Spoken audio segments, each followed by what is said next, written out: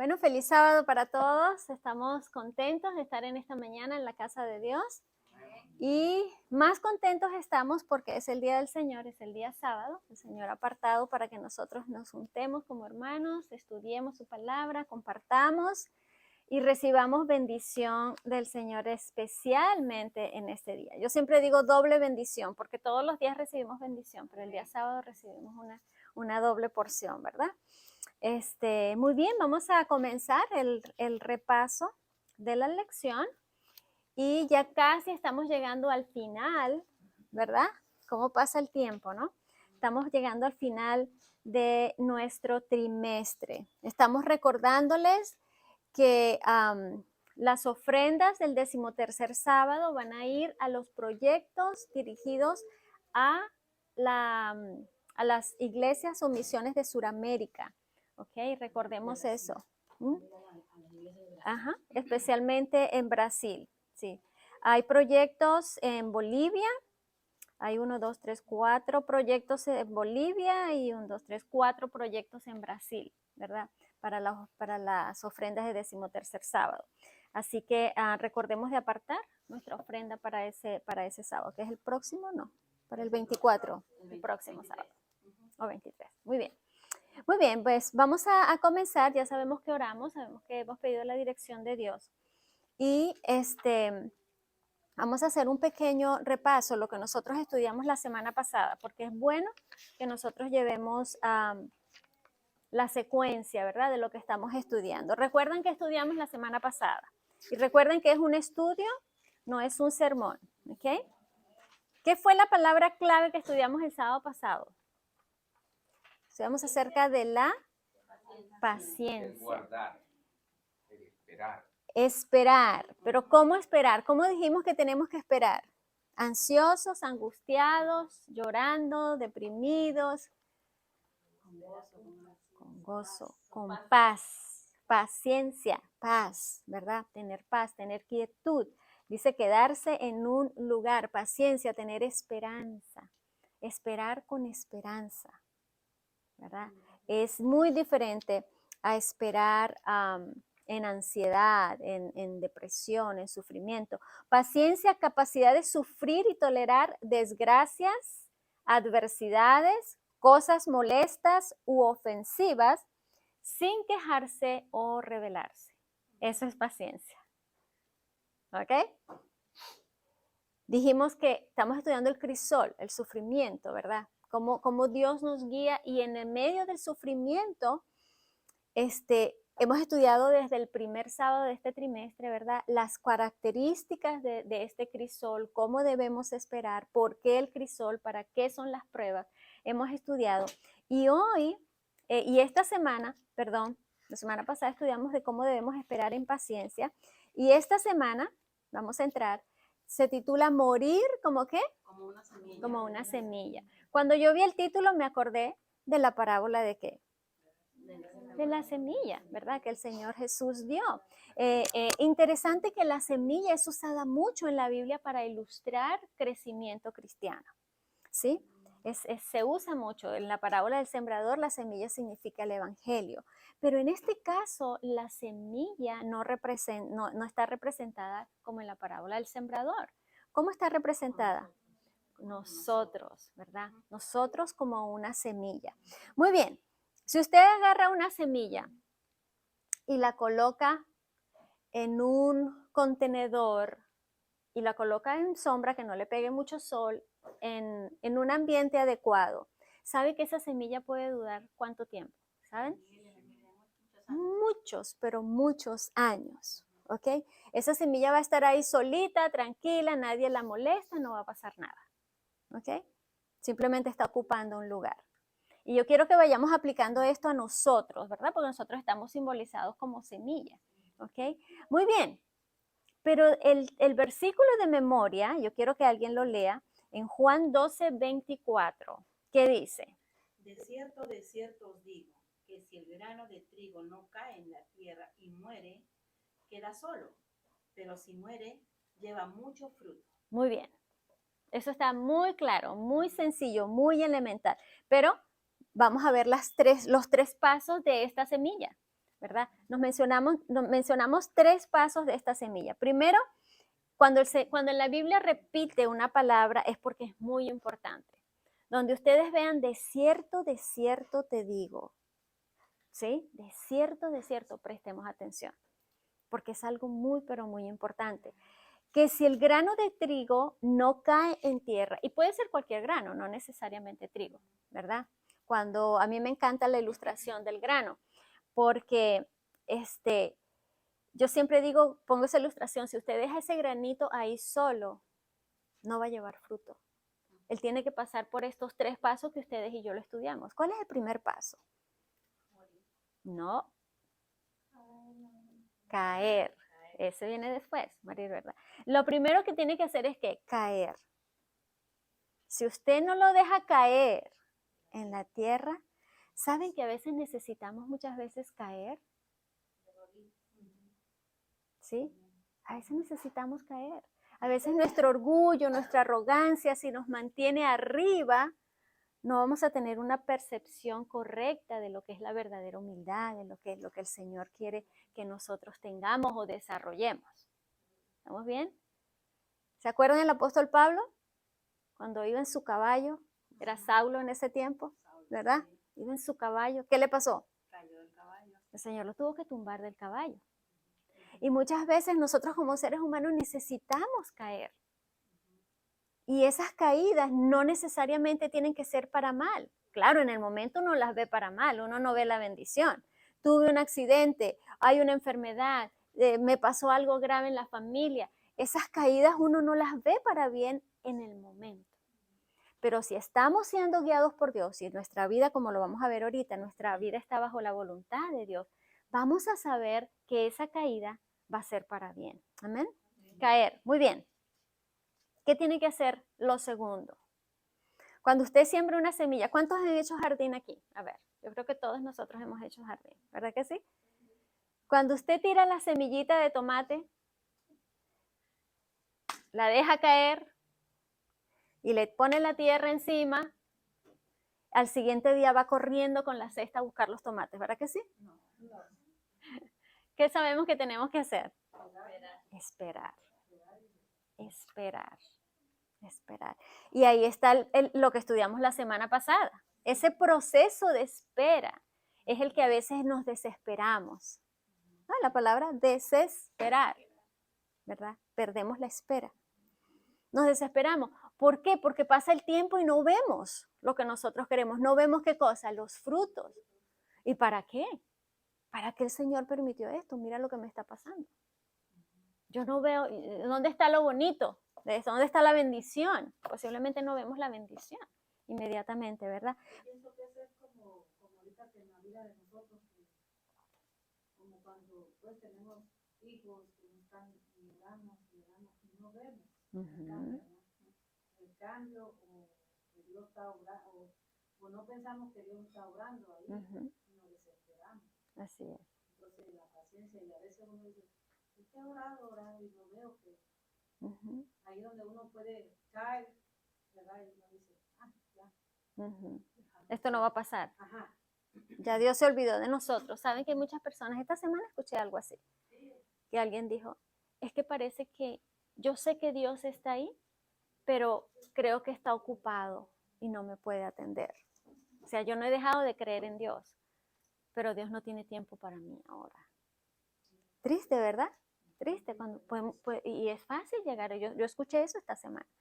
Y yo creo que Dios está ocupado con otras cosas más importantes que yo.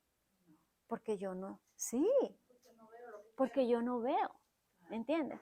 Y nos puede pasar, nos podemos desesperar. Pero para que pueda haber fruto, tiene que haber un proceso de espera.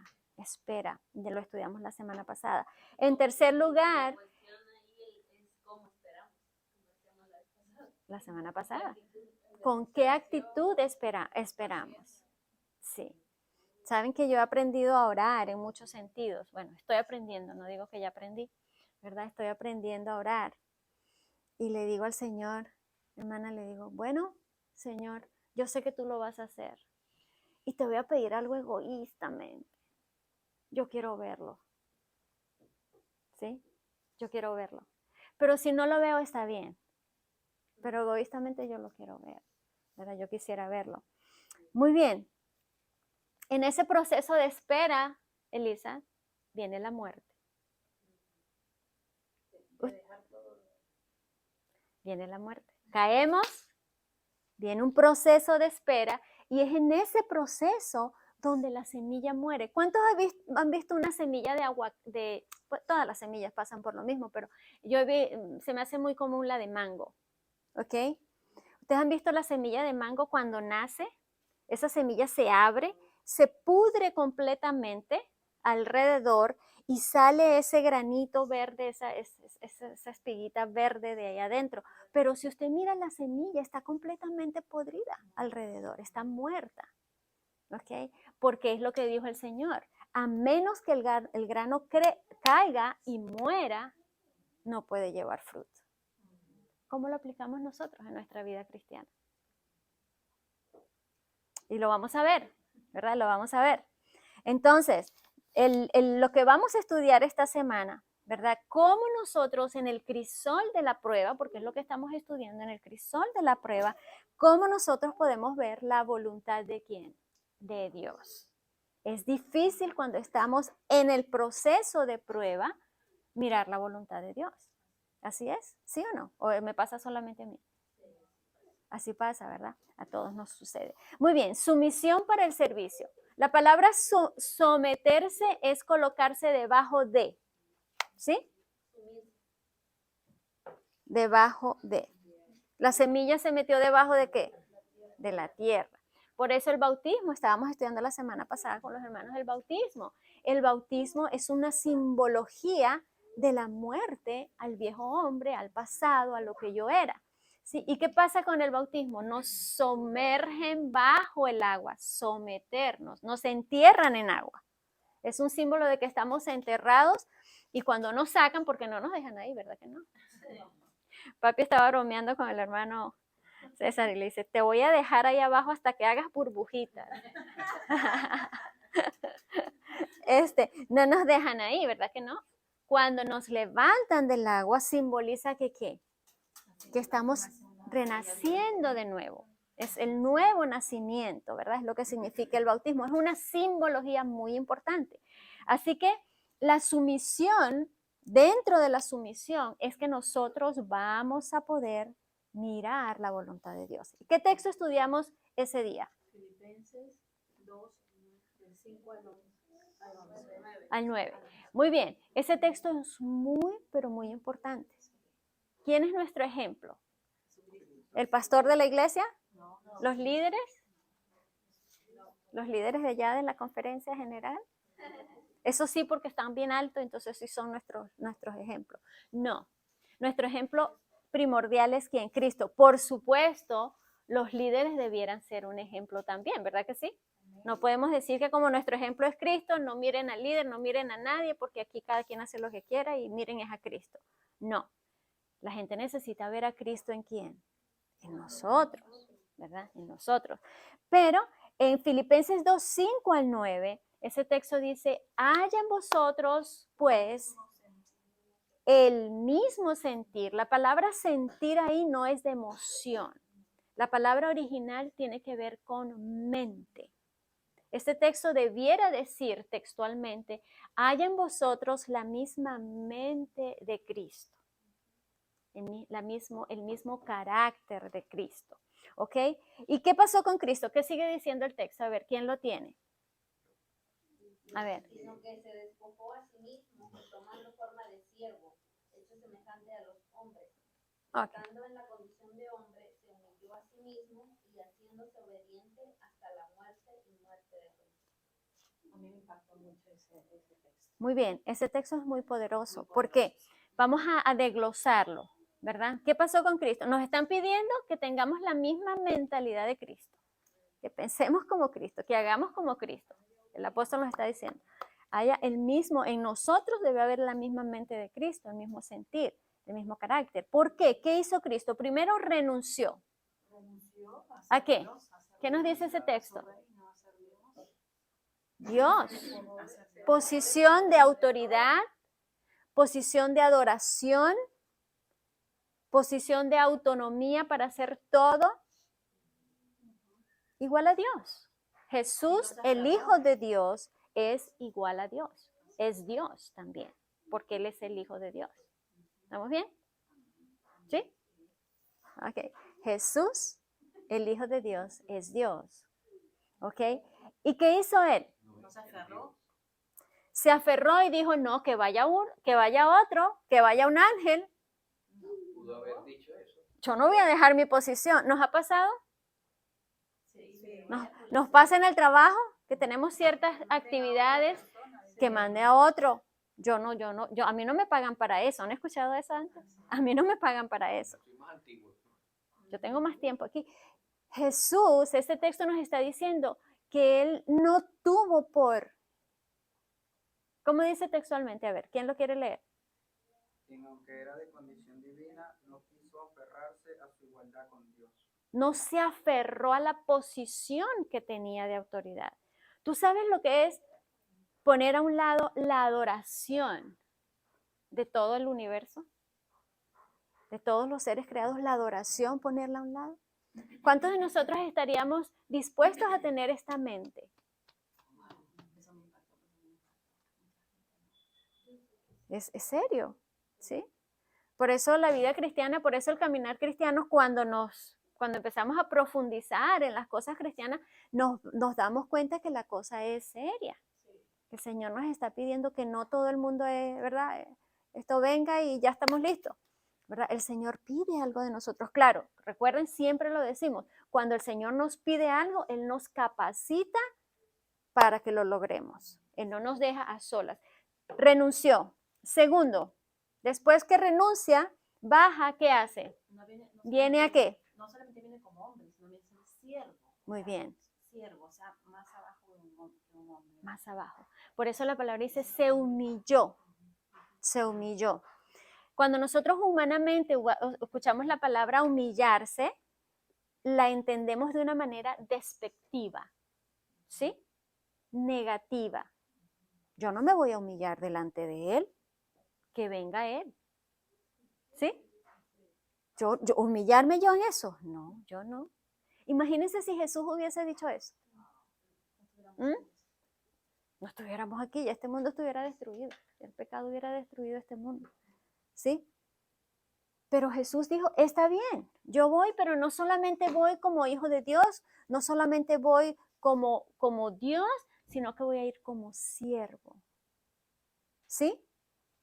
Segundo, servicio. Servicio. Yo tengo una amiga dominicana, que posiblemente va a escuchar este video, que dice, el que no sirve para servir, no sirve. No, el que no sirve para servir, no sirve. El que no sirve, no sirve. ¿Entendemos? El que no sirve, no sirve. Somos hechos, al igual que Jesús, y Jesús es nuestro ejemplo, no solamente el Señor nos llama a que recibamos las bendiciones que Él nos quiere dar, sino que también que sirvamos, que nosotros podamos servir. Tuvo que humillarse. ¿Se necesita humillación para el servicio? ¿Se necesita salir de nuestra zona de comodidad? ¿Hay una necesidad? Ya llegué del trabajo, ya me quité esas botas pesadas, ¿verdad? Ya estoy en el mueble cómodo, bien comfortable. Hermano, lo necesitamos porque hay una necesidad, Manuel, por allá, Y Manuel dice, pero es que ya me quité las botas, ya me bañé, ya es la hora del juego, o es la hora de la novela. ¿Sí o no? Para servir. El verdadero servicio, estoy hablando del verdadero servicio, porque podemos tener una hora para ir. Yo voy todos los lunes a llevarle comida a los pobres a tal hora, y eso yo lo hago sagradamente todos los lunes. Gracias, qué bueno, los felicito. Está bien. Pero cuando se nos invita, Eva, a salir de nuestra zona de comodidad, ahí vamos a saber si realmente estamos dispuestos a qué. Si somos siervos, si somos verdaderos siervos. ¿Sí o no? Meter dinero en el bolsillo y dar para las misiones. Ya yo di para, este 13º, ya yo di para las iglesias en Bolivia. Van a construir 5 iglesias y ya yo di. Ya yo hice la obra. Eso es muy bueno, lo felicito. Y debemos hacer eso. Pero el verdadero servicio pide de nosotros lo que hizo Jesús, más allá. Jesús fue mucho más allá de lo que él vino a hacer. ¿Sí? ¿Estamos bien hasta ahí? Lo último, y esa humillación habla de la obediencia de Jesús, ¿verdad que sí? Ese texto. Se hizo obediente, ¿qué más? Muerte y muerte de cruz. Obediente los sábados. ¿Dice ahí? Cuando iba a la sinagoga. Obediente cuando le tocaba ir a hacer una obra, ¿sí? No, obediente, vida, estilo de vida. La obediencia en nosotros tiene que ser un estilo de vida. No esporádicamente, no intermitentemente. Un ratito sí, un ratito no. Un rato no y el otro tampoco, digo yo. ¿Cómo está tu vida cristiana? Un rato no y el otro tampoco. Ahí vamos. No, un estilo de vida, ¿verdad? ¿Y qué fue el resultado final? El resultado final de Jesús, ¿cuál fue el versículo 9? Es lo más hermoso ahí. Por lo tanto, ¿qué pasó? También lo exaltó hasta lo sumo y le dio un nombre que es sobre todo nombre. ¡Wow! Nosotros decimos que queremos ese nombre, ¿verdad? Yo lo he dicho aquí, vamos a tener un nuevo nombre, Mayra. El Señor nos va a dar una piedrecita con un nuevo nombre y qué hermoso. Jesús también va a recibir un nuevo nombre, ¿saben? Y va a ser exaltado. Y fue exaltado. Cuando llegó al cielo fue exaltado. Pero fíjense el proceso por el cual pasó. Nosotros oramos y queremos la exaltación y oramos y queremos ir al cielo. Pero ¿y este proceso? Siendo el Hijo de Dios. Siendo el Hijo de Dios. Pero este proceso necesitamos pasar por este proceso. Y queremos ser exaltados. ¿Cuántos quieren ser exaltados aquí en la tierra? ¡Wow! Aquí en la tierra. El trabajo. En el trabajo. En el trabajo. Que aquí se usa mucho poner una fotografía, ¿verdad? El trabajador del mes. El que hizo más ventas, el que hizo esto y la exaltación. Deja que Dios sea el que te exalte. Deja que Dios sea el que te exalte. Amén. Morir antes de conocer la voluntad de Dios. En el proceso de morir, no podemos ver la voluntad de Dios a menos que muramos. ¿A qué? A nosotros, al yo. A lo que me gusta, al ego, a lo que estorba mi caminar con Dios. ¿Sí? Porque no tenemos que morir a las cosas buenas que tenemos. El Señor nos ha dotado de dones, de cualidades buenas. Somos buenos. Aquí no estamos para decirle todos los sábados que somos malos, que somos desobedientes, que no servimos para nada, que tenemos que ponernos las pilas. No, cada uno de nosotros está dotado con virtudes. Cada uno de nosotros tenemos virtudes positivas, cosas que necesitamos seguir creciendo en ellas. Pero ¿a qué es lo que tenemos que morir? A nosotros, al yo. A todo aquello que nos separa de Dios. ¿Sí? Rendirnos. Me encantó esta frase, ¿verdad? Romanos 12, 1 y 2. Ese es un versículo muy clave. Nosotros como cristianos debemos saberlo de memoria. ¿Lo quieren? Sí. Ahí es donde se refiere al versículo 8 cuando dice se humilló a sí mismo. No solo se humilló, sino a sí mismo. Muy bien. Gracias. Claro que sí. Humillarse a sí mismo. Es que la humillación tiene que ver con el yo. ¿Sí? La humillación tiene que ver con el yo. Cuando nos humillamos le estamos diciendo al yo, cállate, quédate quieto. ¿Sí o no? ¿Toca decir eso cuando nos humillamos o no? A ver, cuando la esposa o el esposo nos levanta la voz. Un ejemplo práctico, ¿sí? Si no le damos a lo práctico, aquí se oye muy bonito todo, pero un ejemplo práctico. Cuando el esposo o la esposa nos levanta la voz. Menos mal que aquí a la mayoría no les pasa eso. Gracias a Dios. ¿Cómo nos humillamos? Humillamos a sí mismo. Jesús se humilló a sí mismo, ¿verdad? Esa vocecita, acuérdense que el sábado pasado estudiamos cuando el Espíritu nos habla, ¿verdad? El Espíritu nos habla y el Espíritu nos dice, calladita te ves más bonita. Y tenemos que someter ese orgullo esas ganas de decir, pero tú también, pero tú eres peor. Pero ¿y cuando hiciste esto? ¿Sí? Tenemos que ¿qué? Eso fue lo que hizo Jesús, ¿saben? Por eso Jesús no pecó, porque Jesús mantuvo esa naturaleza caída, esa naturaleza carnal, la mantuvo sujeta, bajo sumisión, con la ayuda del Padre. ¿Ok? Nosotros también somos llamados a hacer lo mismo. El versículo, Romanos capítulo 12, versículo 1, ¿qué dice? Vamos a leer el primer versículo. Os ruego por las misericordias de Dios. ¿Es por nosotros mismos? No, es por la misericordia de Dios. ¿Qué dice? Que presentéis vuestros cuerpos en... ¿Qué más? Santo, agradable a Dios, Que es vuestro... culto espiritual. Muy bien. Primero nos está hablando de un sacrificio. ¿Quién quiere sacrificios? Volvemos atrás. El mismo ejemplo que dimos, ¿verdad? Para servir necesitamos sacrificar algo. ¿Sí? Salir de nuestra zona de confort. Presentar, y escuchen bien esto, me gusta mucho que el apóstol Pablo dice, vuestros ¿qué? Cuerpos, mente, cuerpo, todo nuestro ser en sacrificio vivo, santo y agradable a Dios. ¿Será que, a ver, quién me ayuda con esto? Un ejemplo. ¿Cómo hacemos eso? Para que no suene a sermón. ¿Cómo hacemos eso? ¿Cómo presentamos nuestros cuerpos en un sacrificio vivo, santo y agradable? Ajá. A ver, porque tenemos que entender lo que estamos estudiando, ¿no? ¿Cómo hacemos eso?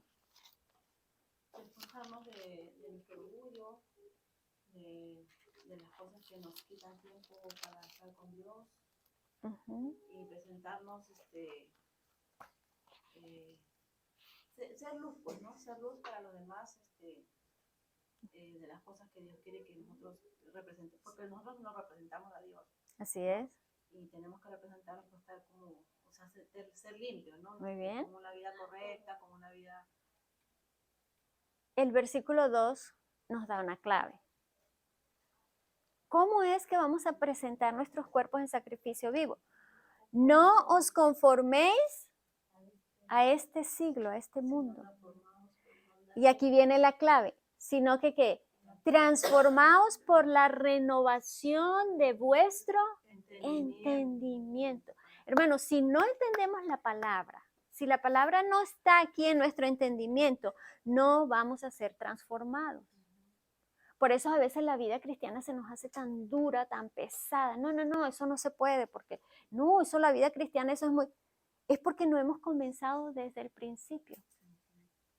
El principio es la renovación de nuestro entendimiento. Si usted tiene un entendimiento correcto, usted va a actuar correctamente. Si tenemos un entendimiento incorrecto, nuestras acciones van a ser incorrectas. Por eso, Señor, por eso nosotros lo hemos explicado aquí, nuestra renovación comienza en los pensamientos. En los pensamientos, y los pensamientos se forman de lo que nosotros vemos, leemos, escuchamos, de eso vamos a pensar. Y por eso nos dice, no os conforméis a este siglo, nosotros no podemos adaptarnos a este mundo. Porque las cosas de este mundo no nos van a traer el correcto entendimiento. Claro, porque si obedecemos las leyes de Dios o hacemos lo que el Señor dice en su Escritura sin tener ese cambio en nuestra mente, entonces no va a ser pesado de hacer la vida cristiana. Esa es la clave, esa es la clave. Por eso la vida cristiana se nos hace tan fácil, porque nos dicen, no hagan esto. Hermana María, la Biblia dice, no haga esto. Y yo empiezo a no hacer eso. Y yo empiezo a caminar, no tengo que hacer eso porque la Biblia dice que no tengo que hacer eso. Y no tengo que hacer lo otro, porque a veces la religión se nos llenan de cosas, de una lista de no. No. Y por eso se nos hace tan pesado, tan difícil. Pero si yo entiendo lo que está detrás de ese no, que siempre es una bendición, detrás de cada no de Dios hay una bendición. Presentar vuestros cuerpos. Un ejemplo, cuando el Señor nos dice que cuidemos nuestros cuerpos, lo que comemos, lo que miramos, lo que vestimos, los sentidos, ¿verdad? Lo hemos estudiado. Él nos va a traer una bendición. Cuando Él nos dice, no, no esto, acuérdense que detrás de cada no de Dios hay una ¿qué? Hay una bendición. Entonces, si miramos, si tenemos ese entendimiento, wow, la vida cristiana va a ser más fácil que caminarla, andarla, entenderla, porque tenemos qué cosa, el entendimiento. La renovación viene por el entendimiento.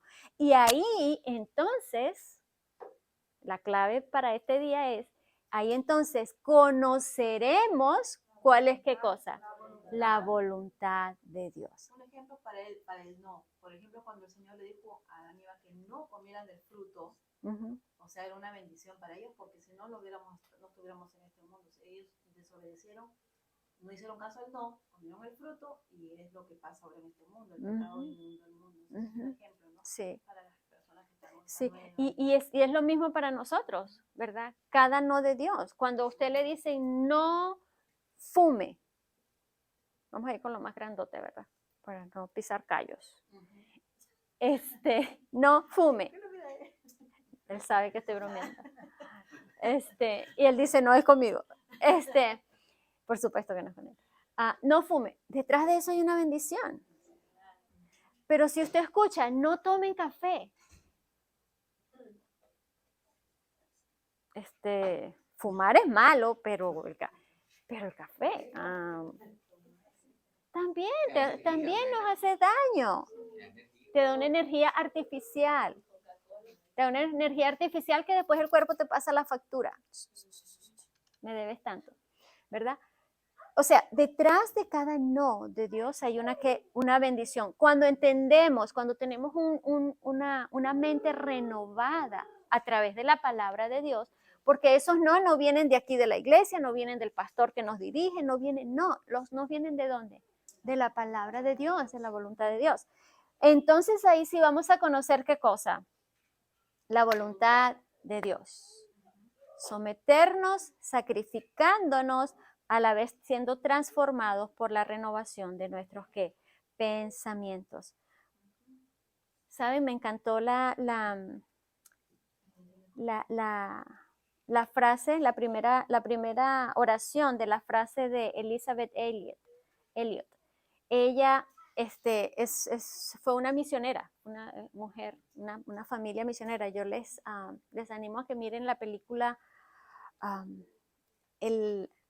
The End of the Spear, la punta de la lanza. La punta de la lanza se llama esa película.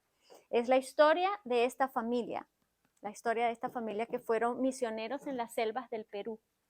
¿Okay? Ella fue la que escribió esta frase que tuvimos aquí este día. ¿Okay? Mataron su esposo, ya les conté la película, mataron su esposo allí y sin embargo ella se fue nuevamente a ministrar los indígenas que habían matado a los misioneros donde ellos estaban. Vida real, sí, les animo para que lo vean, una película muy linda, muy interesante, un poco de acción allí, pero es real, es realmente lo que pasó. Pero miren lo que dice, ella dice, la entrega de los anhelos más caros a nuestro corazón, los anhelos más caros, lo que más nos gusta, lo que más deseamos, la entrega de esos anhelos es quizás lo que más se aproxime al concepto de la cruz. ¿Entendimos eso? Wow. Sacrificio. Entrega. Una frase de ella, si pudiera conocer la voluntad. ¿Cuál? En el primer párrafo, arriba, en la segunda línea. No creo. No. Sí, hay comillas. Muy bien. Entonces, ¿cómo conocemos la voluntad de Dios? Rindiéndonos, ¿sí? Entregando lo que más nos gusta, pero que nos separa de Dios. Ahí vamos a empezar a entender cuál es la voluntad de Dios para nosotros. La pregunta es, ¿estamos interesados en saber la voluntad de Dios o estamos cómodos como estamos? Eli. Es la primera, debí haber comenzado con eso. ¿Estamos interesados en conocer la voluntad de Dios para nosotros? ¿Saben que yo hago siempre esa pregunta a las personas? Sí, papi, te la he hecho, ¿no? ¿Conoces cuál es el propósito de Dios para tu vida? Especialmente a los jóvenes yo les pregunto. Porque los adultos no la sabemos ya casi todas, ¿no?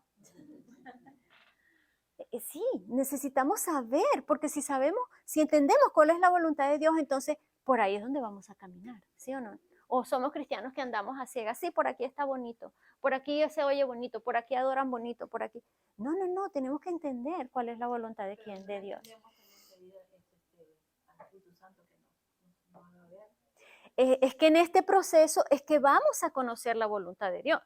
Si no entramos en este, si vamos un orden, ¿verdad? Si no estamos en este proceso que estamos hablando, no vamos a llegar a conocer la voluntad de Dios. Y por eso aquí nos dice en la lección del martes, ¿verdad? Una disposición para escuchar. Tenemos dos historias, ¿ok? Tenemos dos historias importantes esta semana. La historia de quién? De Elí con sus hijos. El llamado de Samuel. ¿Lo leímos? El llamado de Samuel. ¿Recuerdan? Samuel, la mamá no podía tener bebés. Para hacer un resumen, la mamá no podía tener bebés. Ella fue al templo a orar. El sacerdote pensaba, el sumo sacerdote pensaba que estaba borracha, pero era en su ansiedad, en su angustia. Ana estaba orando y llorando por un hijo porque ella era estéril, ¿verdad? Y el sacerdote le promete que Dios le va a dar un hijo. Ella dijo, si Dios me da un hijo, yo lo entrego. Miren qué cosa tan como contradictoria, ¿no? Yo quiero tener un hijo, pero si Dios me da un hijo, yo se lo entrego a Dios para que esté en el templo y le sirva en el templo. O sea que es como contradictorio, ¿verdad? Pero tuvo su hijo y muy pequeño, posiblemente 3 años, la Biblia no dice cuántos años, pero dice que cuando lo destetó, quiere decir posiblemente 3 años aproximadamente, 3 a 5 años. Sí, lo deja en el templo, ¿verdad que sí? ¿Y crece con quién? Elí, el sumo sacerdote, pero Elí tenía 2 joyitas, como decimos nosotros, ¿verdad? 2 hijos que asistían ¿en dónde? En el servicio del santuario. ¿Cómo eran esos 2 muchachos? ¿Leyeron la historia? ¿Qué había ahí? Robaban al pueblo, Extorsionaban, robaban, lascivia, en la puerta del templo tenían relaciones con las mujeres. fornicación. Era un desastre. Cuando leemos la historia de detalles, es bien interesante cuando leemos la historia de detalles. ¿A quién hizo responsable Dios por esas acciones de esos muchachos? Su padre. Porque él les hablaba, pero no. Y les voy a decir una cosa, esta historia es muy interesante porque en el caso de Ana, ella lleva a su hijo al templo, ella como que se encarga de la vida espiritual de su hijo, ¿sí? Y hace planes. Pero en el caso de estos 2 hijos no dice que la culpa es de la mamá. ¿Dice de quién? Del papá. El papá, escúchenme padres que me están escuchando, el papá juega un papel muy importante en la vida espiritual de los hijos. ¿Saben que nosotros somos Dios para nuestros hijos mientras están en cierta edad? Mientras ellos están pequeños, nosotros somos Dios. Nosotros representamos a Dios para ellos. Y Dios dijo que Elí no había hecho el trabajo de corregirlos. Elí no hizo el trabajo. Es que Elí, la inspiración nos dice que Elí decía, ay, pero es que se van a poner bravos si los regaño. Se van a molestar, es para que no se molesten. Y Elí no quería sacar a los pobres muchachos, molestarlos ni enfadarlos, para no tener problemas. ¿Escuchamos eso? Y además, cuando le venían a Elí a decir, mira, tus muchachos están robando, en vez de sacar un pedacito de carne de sacrificio que le corresponde comer, no, agarran 4 kilos de carne cada uno. ¿Qué es eso? Sí, robaban. Y Elí decía, son jóvenes. Ellos van a aprender después. Sí, ellos van a aprender. Trajo desgracia no solamente sobre sus vidas, sino sobre la vida de Elí. Dios lo hizo culpable a él. Así que aquellas cosas que nosotros no corregimos de nuestros hijos, Dios nos hace ¿qué? Culpables. Dios no nos va a hacer culpable de los errores que nuestros hijos cometan si fueron entrenados correctamente. ¿Verdad que sí? Si yo le enseñé a mi hijo por precepto, teoría, y por ejemplo, dándole yo un ejemplo, a que no robe, y mi hijo decide robar cuando sale de la casa y hace lo que quiere, es problema de él. Lo guió, ¿verdad? Lo guió. El problema de Elí es que desde pequeños su carácter fue distorsionado, les permitió que distorsionaran su carácter. ¿Pudieron ellos escuchar la voz de Dios? ¿Los hijos de Elí? No. ¿Los hijos de Elí? No. Los hijos de Elí no escucharon la voz de Dios porque no estaban en sintonía. Y esa es la clave para este día. No estaban en qué? En sintonía. Nosotros no podemos escuchar la voz de Dios, no podemos ver la voluntad de Dios si no estamos en sintonía. ¿Samuel estaba en sintonía? Samuel llama a Elí y le dice, Elí, ¿me estás llamando? No, yo no te llamo, acuéstate. Ok, se acuesta. Samuel. Sí, se paraba. Elí, ¿me volviste a llamar? No, yo no te llamé, acuéstate. Y después a Elí le cae el 20, ¿verdad que sí? Le entró la sintonía a Elí y dijo, ay, ya sé lo que está pasando. ¿Qué estaba pasando? El Señor te está llamando. ¡Wow! Samuel fue que entrenado, ¿verdad? No te preocupes, Samuel, no soy yo que te estoy llamando, es Dios. Así te llama Dios. Dios quiere hablar contigo. Cuando Él te vuelva a llamar, di que habla, Señor, que tu siervo escucha. ¿Tenemos nosotros tiempo para decirle al Señor así? ¿A qué hora usted le dice al Señor eso? ¿A qué hora usted se detiene del día y usted le dice, aquí está tu sierva, Señor, háblame? ¿Se dan cuenta la importancia del punto que quiero hacer? La sintonía. ¿Escuchó Samuel la voz de Dios? Claro que sí, claro que sí. Y qué tremendo el Señor, qué tremendo mensaje el Señor le dio a Samuel para Elías, ¿verdad? La sentencia. Las personas no están en sintonía y no están entendiendo lo que está pasando. El mundo está, nosotros vemos, si usted está en la farándula, si usted está viendo lo que pasa en la farándula, lo que pasa en las noticias, lo que pasa en esto, en las redes sociales, usted está en una órbita, ¿ok? En una órbita que de eso se está alimentando, eso es lo que usted va a ver, la televisión, las noticias, los juegos, ya va a venir las Olimpiadas, ya va a pasar el matrimonio de fulanita con fulanito, ¿sí? Si usted está en eso, no vamos a escuchar la sintonía, no estamos en la correcta sintonía. ¿Me hago entender, papi? No estamos en la correcta sintonía. ¿Cómo el Señor nos va a hablar? El Señor no pierde su tiempo. Yo puse aquí una nota para que nos hable. ¿Para qué nos habla si no estamos escuchando y no queremos obedecer? ¿Para qué el Señor nos llama? Hay otras voces que están a nuestro alrededor que impiden que nosotros digamos, aquí estoy, Señor, háblame.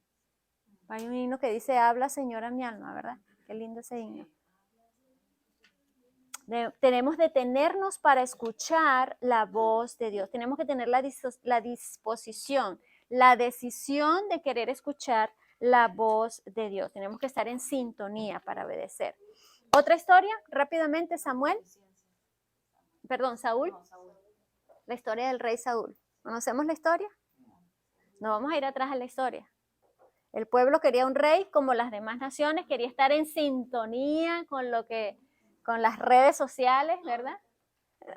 Quería estar en la órbita correcta. Dios era su rey, pero el pueblo dijo, nosotros queremos un rey como todas las naciones tienen rey. Ese punto es muy importante. Y Dios le dijo, ok, van a tener este rey. Nosotros conocemos la historia de Saúl. Pero esta historia peculiarmente nos está hablando de un episodio que sucedió después que ellos vinieron de ganar una gran batalla, que Dios le había dado una gran batalla. ¿Sabes qué hizo Saúl? Ya estoy mezclando la historia de Samuel con Saúl. ¿Saben qué hizo Saúl? Saúl dijo, ay, qué rico, Dios está con nosotros, y dio de baja un montón de gente. Y se quedó con pocos soldados. Se confió. Y yo aprendí algo muy importante aquí. Él se confió de su victoria y bajó la guardia. ¿Nos pasa a nosotros así también? Que a veces estamos en unos picos espirituales aquí, estamos chévere y animados y el Señor viene y tenemos que prepararnos. Y después no oramos, no estudiamos, ¿sí? Bajamos la guardia y el enemigo. ¿Y qué pasó con los filisteos? Los filisteos dijeron, ya son menos, son poquitos, vamos a atacarlos, ¿sí? Lo mismo es el diablo. No está orando. El diablo le dice a sus ángeles, no está orando, no está estudiando. Agarró overtime, ¿sí? Tiene overtime. Así que esta es la oportunidad. ¿Sí o no? Eso hizo Saúl. Ahora, no vamos a entrar en detalle. La historia es muy linda. Léanla, por favor. Lean la historia en su casa. Había una especificación. Él tenía que ir a la guerra, ¿verdad? Los filisteos iban a atacar nuevamente. Y Samuel ya era el profeta Samuel, ¿ok? Juez, profeta, fue de todo, fue Samuel. Le dijo ¿qué? ¿Cuántos días? ¿Se acuerdan? 7 días. Tienes que esperar 7 días. Yo voy a llegar, voy a hacer el sacrificio. Y el sacrificio, mira, yo puse aquí una cosa importante.